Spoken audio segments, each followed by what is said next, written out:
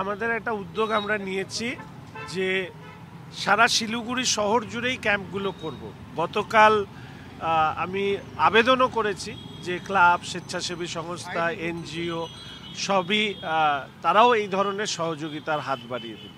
আমি নিজে ব্যক্তিগতভাবে প্রত্যেকটি ওয়ার্ডে যাব, সকালবেলা করে আমি চেষ্টা করব মানুষের প্রতিদিন, আমি শিলিগুড়িতে থাকলে প্রতিদিন কোনো না কোনো ওয়ার্ডে গিয়ে এটাকে মানুষকে সহজলভ্যভাবে করব।